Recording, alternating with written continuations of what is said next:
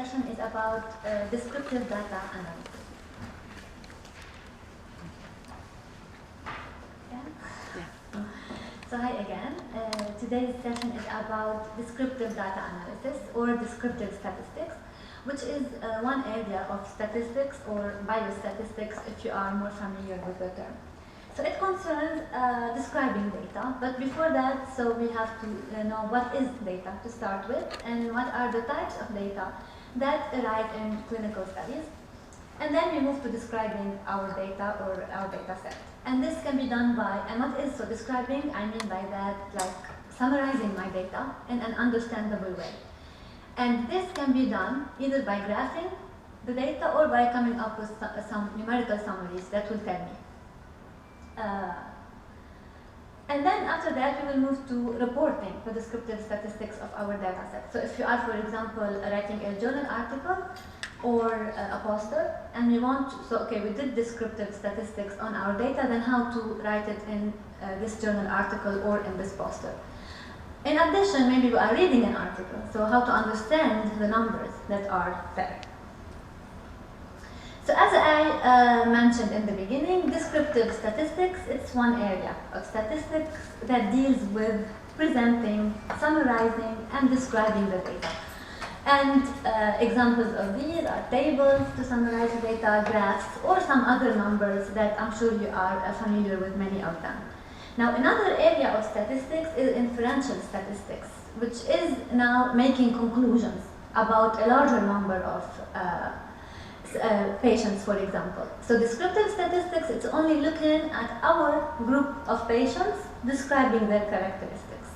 Now, if you want to be more general and start making conclusions about all other patients in the world that share the same characteristics of your patients, then this will be called inferential statistics, and this is when we start talking about p-values. So today, no p-values will be involved. Some definitions that you can see wherever you see statistics or statistical analysis, and these are universal definitions. I am sure you are familiar with all of them, but I will start by just refreshing your minds in case you forgot these. So what is the population? It's the collection of all subjects of interest. So what of interest means? So for example, if you are trying a new treatment for breast cancer, then one thing you know is that your population of interest does not include males. Now, another example is actually the other way around. It's only males. This is one example I've chosen. You might be interested in all the Lebanese population, the Lebanese males actually, and that are 50 years of age. In addition, they have coronary heart disease. So this is your population. Now, collecting all Lebanese males, 50 years of age, with coronary heart disease is a little bit impractical, or I would say it's impossible. So what will we do? We will go and collect a number of Lebanese males, 50 years of age, with coronary heart disease, and this will constitute what we call our sample. So it's a subset, the sample is a subset of the population. So it has to share the same characteristics as the population. Okay, I have then maybe I can go and collect 100 Lebanese males with coronary heart disease. Now, how I collect my sample, there are many ways of choosing your sample. We will consider here that you are choosing a random sample. So every Lebanese male that has 50 years of age and coronary heart disease has equal chance of being selected. So I collected, let's say, these 100 patients that I want to include in my study, and then I will go and measure a characteristic of interest on these. Now, one characteristic of interest that I will be interested in Lebanese males with coronary heart disease will be, for example, their systolic blood pressure. So this I will call my variable. Now, you might be interested in measuring a lot of other stuff, and you know better than I do since you are in the medical field. So these characteristics that you will measure on our patients, we call them our variables. Now, let's say I took systolic blood pressure, I collected these males, and I measured the systolic blood pressure of the first, then what will I get? A value that is, for example, 140. millimeters of mercury, or another value. Maybe the second has 160, the third 110. These numbers, I call them my data. So this is my data that I want to describe today. And these 140, 160, 110, the data that I generate from measuring systolic blood pressure on people, this corresponds to one type of data. Remember, we said we want to see the types of data that arise in clinical studies. So this is one type. And this is the type that we call continuous, or quantitative, or interval, or also we call it scale. So what is continuous data? This is numerical data. So I gave you other examples here. So if you select a subject at random and you measure their height, what is this? A number, numerical. It's a number. 1 meter, 160, for example, centimeter, and so on. So numerical data is called continuous, and this is one type of data. Now let's say I'm interested in knowing the gender of the person I'm selected. Then the gender of somebody is not a number anymore, but it's a category. And this, using this variable, I move to a different type of data, which is the categorical type of data. So these are categories. I also call it qualitative. So here, the values of my variable that I call categorical are not numbers anymore, they are names. Gender, male, female. Or I gave you other examples. Marital status. What is your marital status? It's not 5.4, it's married, single, separated, widowed, and so on. So it's a name, categories. Now in this type of variable, the categorical variable, the categories might be only names. I don't care about the order. For example, the gender. It's not that I'm moving male, female. Or the marital status. It's not that I start widowed, then I go to single, then I go to married. There are only names that describe the categories.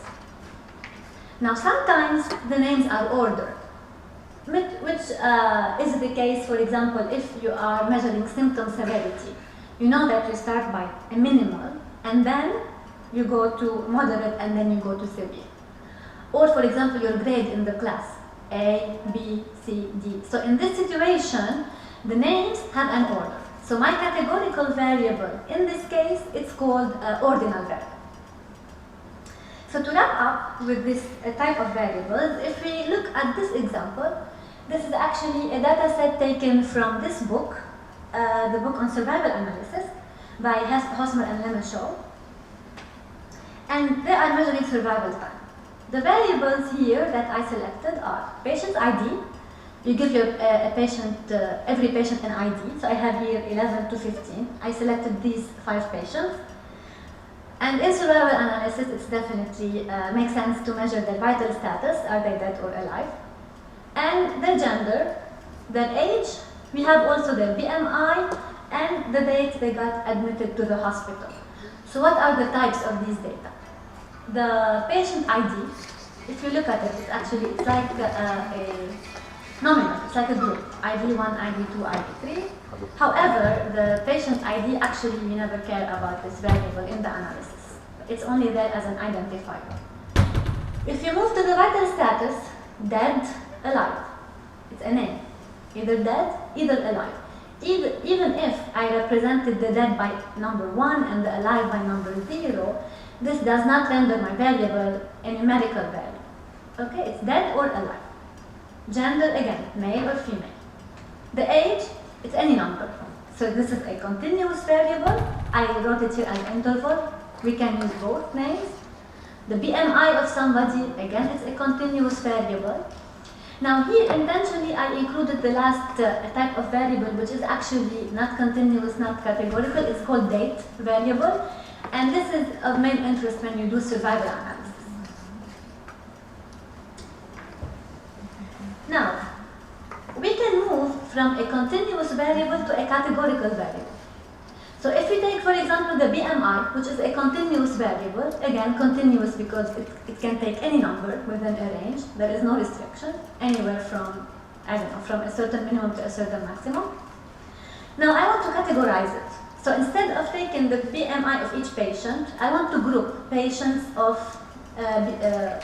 according to the values of their BMI.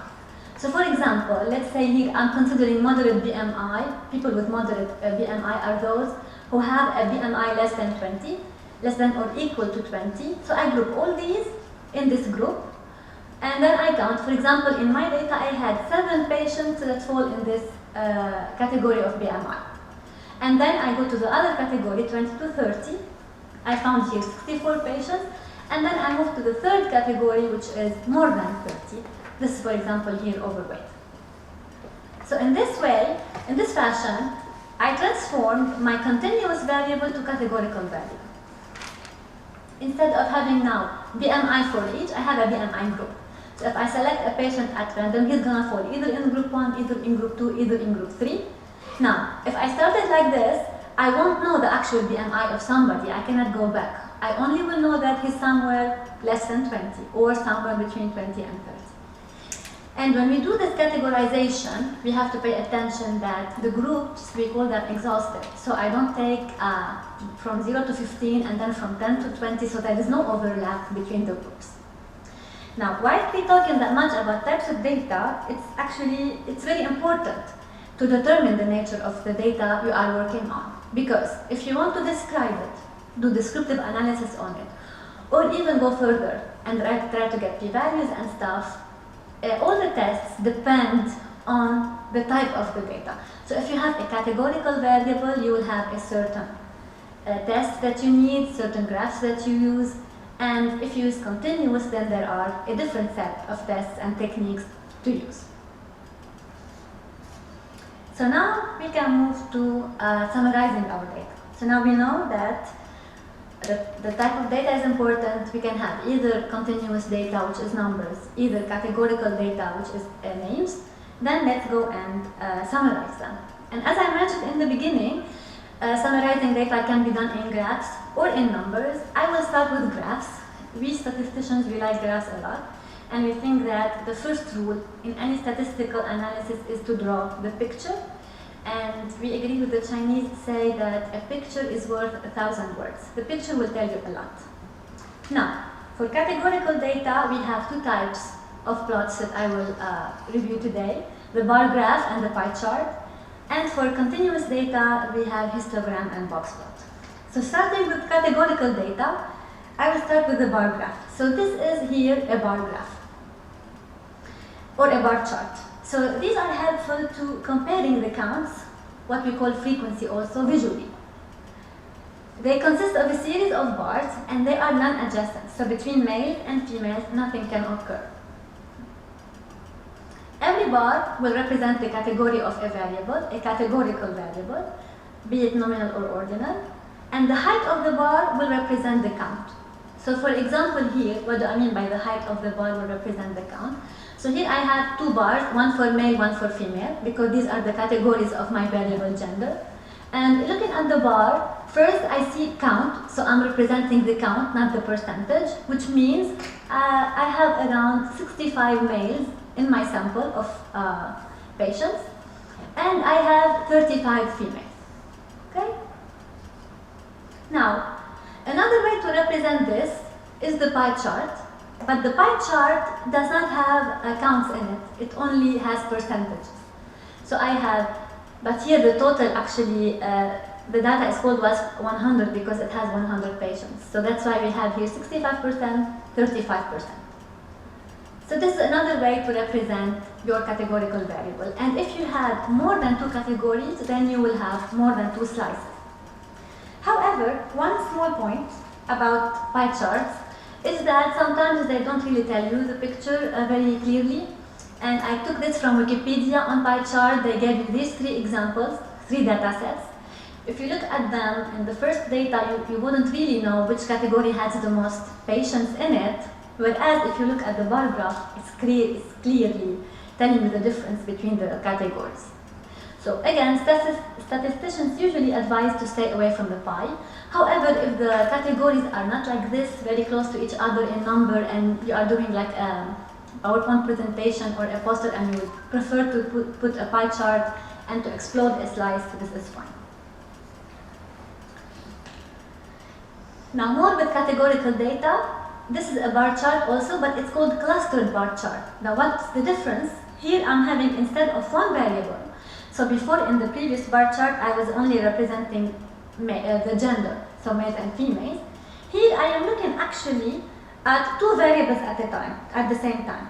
So the follow-up status and gender. So I want to see how the follow-up status of patients, how is the distribution of the follow-up status varying across gender.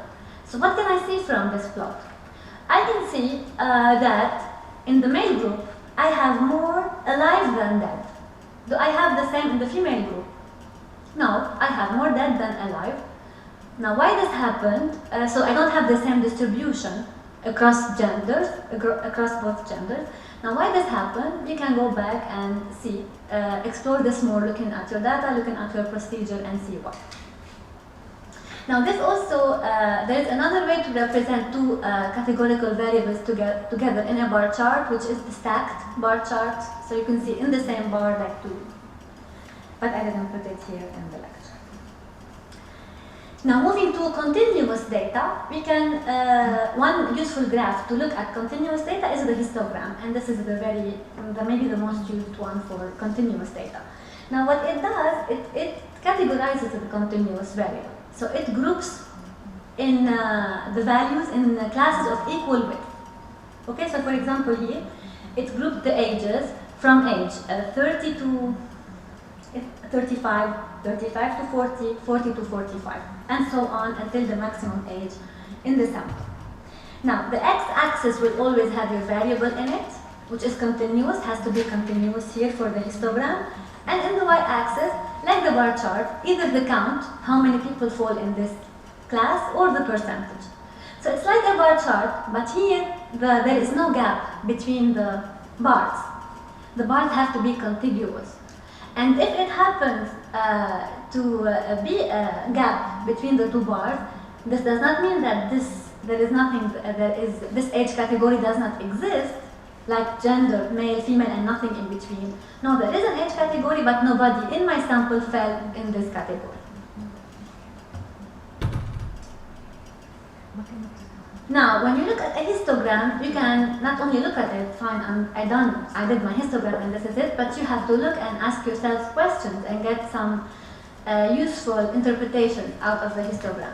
One thing you can ask yourself is, how many major peaks do I have? For example, here I can see that I have one major peak. Now I have one after it, but there is one. Does the data look symmetrical? So why? What does symmetrical mean? So if I put a vertical axis in the middle, will I have the same? Left and right will look the same. Will my graph to the left and the half of my graph to the right look the same? And I can also ask myself if does any feature stand out? So is there any bar that is really far from the other bar? Now, because when you look at a graph, you are examining your data.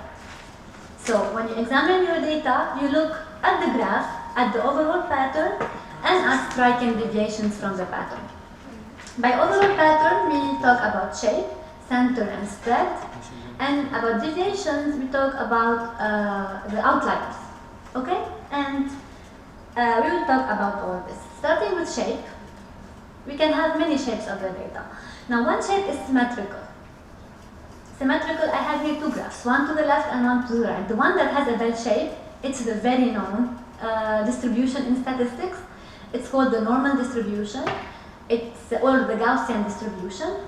Now, it's very much important in statistics because actually it makes life easier sometimes for statisticians because many of the statistical tests are based on this distribution. So in addition to being symmetrical, it has other actually properties. Now, another symmetrical distribution is the one to the right. It's not bell-shaped, but it's symmetrical. If you put an axis in the middle, you will get left and right approximately the same. Now, another shape is the skewed. And skewed data actually, if I give you an example of skewed data that arise usually in clinical studies, is the survival time to follow up. Okay, because some people die before others, some people live longer, so it's a skewed data usually when you go time to follow up for a patient. Now the one there on the left actually of the screen, or maybe on your right, it's called left skewed because it has a long left tail. So if it has a left tail that is long, it will be called left skewed. The one here in the beginning, it has more a long right tail, and it's called right skewed. Now why the one here is called right skewed with outliers? Because if you see those two small bars at the end, they are far away from the bulk of the data, so we are suspecting that these are called outliers. I will talk more about outliers throughout this talk. And one other shape is actually it has two major peaks. The peak, we call it mode. So this one here, it has two major peaks and it's called bimode. So now we can move to numbers. So we represented our data with graph for categorical bar chart and pie chart, for continuous mainly the histogram. And now we can go ahead and use some numbers to represent our data. Now for categorical data we have only names, categories for the variable. Here we represented by either what we call count or frequency. So how many patients in my sample fall in this category? How many patients are names? Or I can represent it by the proportion. So I have 50 males in my sample, fine, but what is this, what proportion do they represent of the total sample? So this will be the number of subjects in this category of interest divided by the total sample size. So these are the numbers that we use for categorical data. So for example, if you look at the BMI, remember we grouped this BMI in our data set that we have seen. I had 7 patients, group 1, this is called count or frequency of the first group. The 29 is the frequency of the second group, which consists of patients having BMI between 20 and 30, and the 64 actually of the second group, and the 29 for the third group. And again here, I have the percentages, the same numbers, because I have 100 patients at total. But I'm sure you know that if you have not 100, then these will change. Now for continuous data, we are lucky to have much more numbers to talk about. We have, and we can divide these numbers in two categories. Numbers of center and then measures of spread. So the center of the data, I can have an idea where the center of my data is by looking at what is called the mean or the median. And to see how spread my data values are, I can look at many measures, range, standard deviation, quartiles, and also an important measure is the interquartile range. So if we start by the center, looking at the center of my continuous variable, the mean is one measure, and it's the average value. I mean, we all know very well what the mean is. I can take everybody here, average their heights, and I get the mean height of whoever is in this room. So this is the sum of the observations divided by the sample size. Now the median, we don't call it average value, we call it middle value, because it divides your sample in two parts. So 50% of your sample have a value on the variable below the median, and the other 50% above the median. So these two measures are very much used to describe the center of the data. Now if I want to compare them, the mean is actually sensitive to extreme values, whereas the median is not. So if everybody, for example, in the sample have ages between 50 and 60, and then I have only one patient that is 90-year-old, the mean will be affected by that, but the median will not. And if you have symmetrical data, you will have the same numbers, so you wouldn't have to worry about mean better than median or median better than mean. For our actually age, in this same data set that I have showed before, the mean was 68 years of age and the median 71 years of age. It's close enough, but not very close, but not the same actually. For measures of spread, we have the one very known measure is the standard deviation. It shows how much variation exists around the mean. I'm definitely not going to show formulas on how to compute these things, because if you will need to compute these numbers, you will use a software to do that for you. So the standard deviation, this is what it represents. It tells you how spread are the values around the mean. Now, another measure of spread is the range, the minimum value and the maximum value. But you can see that the range is very much affected by extreme values. So even if everybody in your sample is between 50 and 60, except one person that is 90, your range will be 50 to 90, which does not really tell you the real picture. However, these measures are sometimes used. Now, more important measures of spread are the quartiles. So the quartiles are numbers that divide your data in 4 equally sized parts. So we call Q1 the first quartile, or the lower quartile. The first quartile, so 25% of your data fall below that. Equivalently, 75% fall above. Now Q2, the second quartile, it divides the data in 50-50, and this is the same as the median. The median is called Q2 also. The third quartile is the upper quartile. 75% of your data fall up below, or again, equivalently, 25% only fall above. The interquartile range is actually this distance between the third quartile and the first quartile, or the upper quartile and the lower quartile. So when we do quartiles, we are dividing our data in 4 parts only, but you can divide your data in 10 parts, for example, equally sized. And this, when we do that, we will move to what is called percentile. So for example, you can get the 5th percentile. So 5% are below. For the quartile, it's set 25, 50, 75, but you can go as much as you want, 5, 10, 15. These will be called percentiles. And applying the same definition, we know that the 25th, the Q1, which is the first quartile, since it's leaving 25% below it, it can be also called the 25th percentile. Same for Q3, it can be called the 75th percentile. The median will be called 50th percentile. So if you look, for example, at the age again in our data set, again, since the age is a continuous data, I'm using these measures, mean, median, standard deviation, and stuff. So we found the mean and the median. They were 68 and 71 years of age. Now the minimum age here was 32 years. The maximum age was 92, with a standard deviation of 14. And what does the 25th percentile tell me?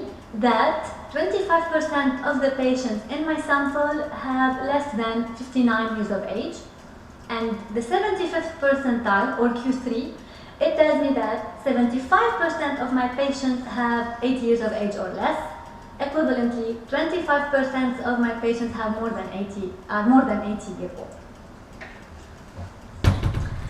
Okay, now a lot of summaries, mean, median, frequency, count. If, let's say, we want to summarize these and come up with what to use and when, for categorical data, it's set. We use count and percentages. So that's it. How many patients fall in this category, and equivalently the percent.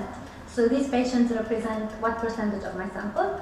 Now for continuous data, you have to differentiate. If your data are symmetrical, and that's why we were looking at shapes and seeing that we can have symmetrical data and skewed data, or simply non-symmetrical data.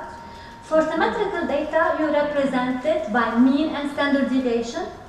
But if your data were not symmetrical, you represent them with median and interquartile range.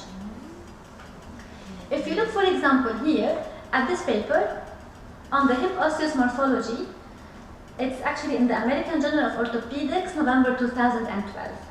What they said here in their results, mean standard deviation joint space was. So the joint space, they are measuring the distance here. It's in millimeters. It's a continuous number. Most likely they did the check if it's a symmetrical yes or no, and it turned out to be symmetrical. So they represented it by the mean and standard deviation. So the mean is 66.2 millimeters with a standard deviation of 1.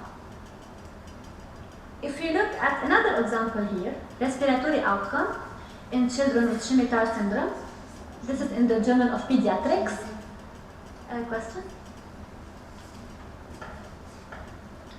So quantitative variables are represented as median and IQR. So in this case, we would expect they did check if the data was symmetrical, and it was not. So they represented their continuous variable, they called quantitative, by median and interquartile range. If you look here at another example, so here they said, results are presented as Mean and standard deviation for continuous variables if normally distributed, and we know normal is symmetrical, so this is fine. Median and interquartile range if not. This is for continuous variables. Now, for qualitative variables, they are represented by percentage. Okay? So now let's say we have continuous symmetrical, continuous not symmetrical, and categorical in our same data set, and we want to come up with a nice table to write. Or again, maybe we are reading an article and we see this table, and always table 1 in all articles is descriptive statistics about the characteristics of your subjects. So how can we understand these numbers? So first of all, since it can have mean, median, counts, and percentages, you have to specify in the title what your table has. So here they tell me that values in the table are numbers and in parentheses percentages, unless stated otherwise. So whenever you see a number in the table and next to it a percentage, you will know this number is the number of patients, and then the percent, they're representing the percent in this category. So if I look, for example, at here, low education, it has next to it number. So I have here, this means here I have 3,096, here it's about the breast cancer, so women in my sample with low education. So I have 3,096 women with low education in my sample. What about the 46? They represent 46% of the total sample. And why I'm using count and percentages for this variable? Because it's categorical. Either you have low education, either you don't. Done. Okay? Now, they don't have all categorical variables only, they have age. So what do they do here?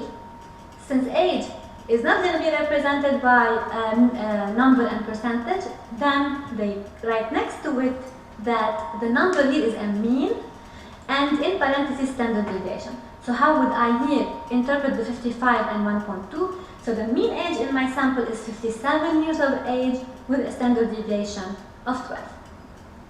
And you can go like that with all other values. So whenever it's written mean standard deviation, it's mean standard deviation. Whenever nothing is written, you go back to the title of the table, it's saying the values are numbers with percentages under parentheses. Now, numbers and graphs, we can put them together in one graph. For continuous data, this is only. And if you want to represent those 5 numerical summaries together in one plot, this will be called a box plot. Now, the 5 numerical summaries that we put in this plot are the minimum, maximum value, Q1, Q2, Q3. So first quartile, median, and third quartile. And whenever you use a software to plot this for you, you might see that there are any values outside this box and whiskers. If a value falls outside the box and the whiskers, this you will call it an outlier. And every software represented by a slightly different way. Now, in most situations, it's a circle or an asterisk or something of the kind. Now, what is this? So this is here, for example, if you use SPSS, you will get something like that. A circle. Now, what is this plot useful for? So first of all, you have the summaries here. But what else can it tell you? So first of all, it tells you if the data are symmetrical. So if the data are symmetrical, then the median, which is the line in the middle, has to be in the middle of the box. And you have to have the both whiskers, these outside the box are called whiskers, they have to be of equal length. Most importantly, box plots are used for outliers. So if a point falls outside the box, it's called an outlier. In a second, I will be more specific about what outliers are. It also shows you the amount of variability in the data around the mean. So if I have a long box and long whiskers, then I have a lot of variability. But if I have small box and small short whiskers, then there's not much variability in my data. And another very important aspect of box plots is telling you how to actually compare two groups with regard to their variability. So for example, if I look at those two groups here, if I look at the variability, which is the length of the box, they're more or less similar. Now, but the median of males, what I can tell from here, from this plot, is that the median age of males is lower than that of females.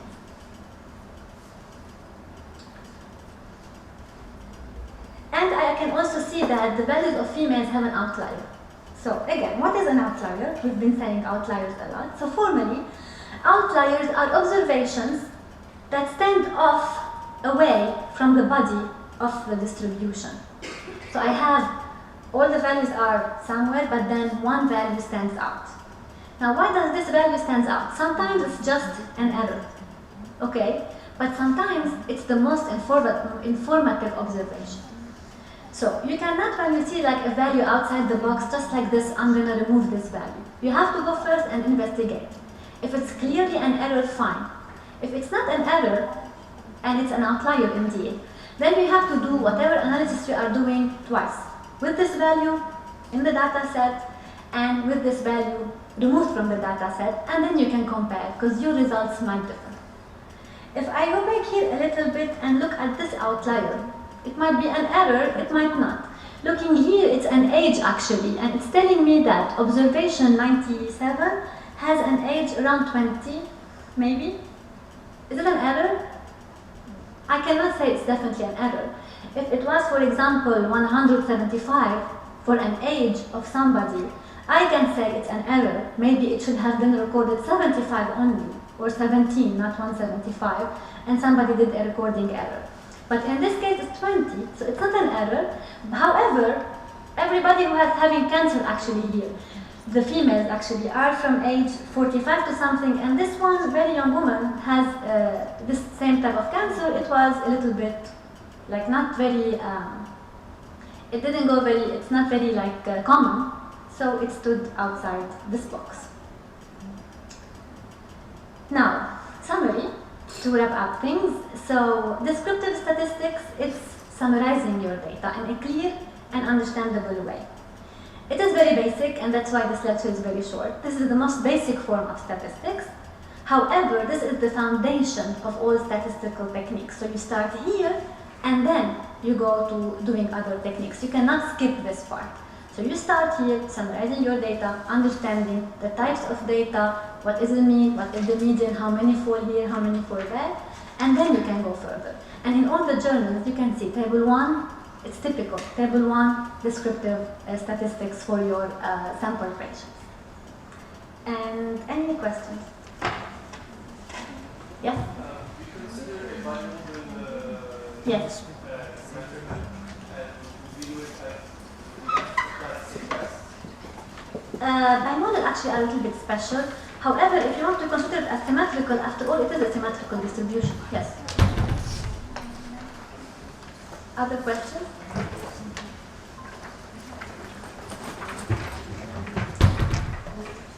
Okay, thank you. عم بستلم من رمزي